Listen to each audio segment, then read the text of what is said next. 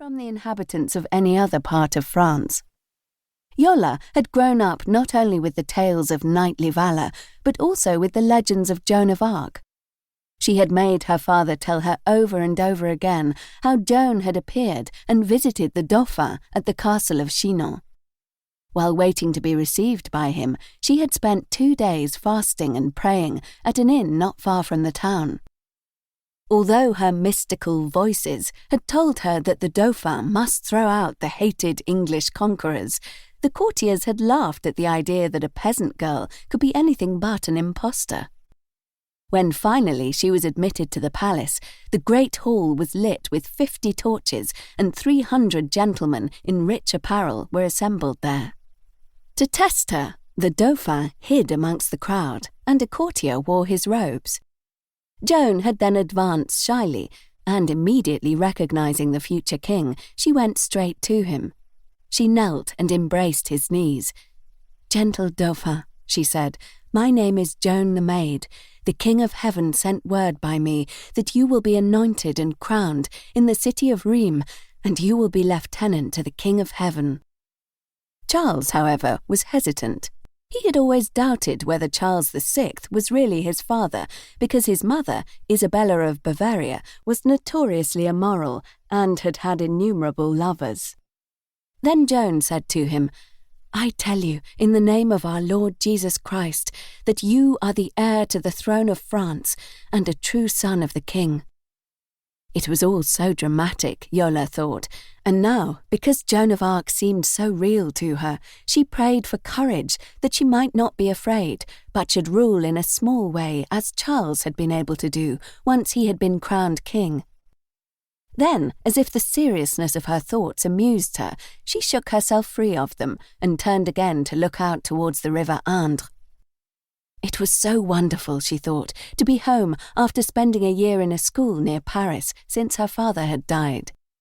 She had not been able to return to the castle because there had been no one to chaperone her, but now that she was 18, her grandmother had left her villa where she lived at Nice to come to Beauharnais. It was the beginning of May, and the creepers climbing over the terraces in front of the castle were coming into bud. The purple-flowered wisteria was a poem of beauty, while the daffodils, hyacinths, narcissi, cyclamen and anemones made the garden a kaleidoscope of colour. The camellias were pink and white against the walls of the castle, and in the valley the blossoms on the fruit trees turned it into a fairyland. As Yola walked across the courtyard to the stone steps that led up to the great entrance doors, she looked like a flower herself in the soft pink of her small crinoline. It was, of course, Monsieur Worth, who in the year of the Great Paris International Exhibition had changed the fashion by decreeing that the huge crinoline, which had been made the vogue by the Empress Eugénie, should be replaced by a much smaller and shorter one. The demi-crinoline had become the rage almost overnight.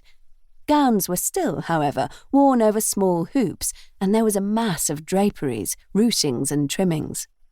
It meant, of course, that seamstresses must work every hour of the clock, and that the astronomical sum of 1,600 francs was charged for even a simple little costume in the new shape.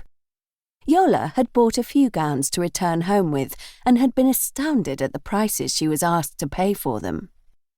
Hats that were nothing bigger than a small bowl perched on top of an elaborate coiffure of plaits and curls cost 120 francs, and she told herself that it was wrong that so much should be spent on mere feminine ornamentation. But she knew that none of the pleasure-seeking, wildly extravagant Parisians would be likely to listen to such a revolutionary idea as economy. Yola had, however, purchased what she needed carefully and sparingly. She knew that now her father was dead, she was exceedingly rich, but she was wise enough to tell herself that she must decide first how she intended to live before she expended large sums on gowns, which she might not need once she returned home. She felt sure, however, that her grandmother, who was worldly wise, would want her to spend some time in Paris so that she could be introduced to society and doubtless attend state functions at the Tuileries Palace. Not that aristocrats of the old regime, like the Dowager Countess de Beauharnais, approved of the Emperor and the Empress.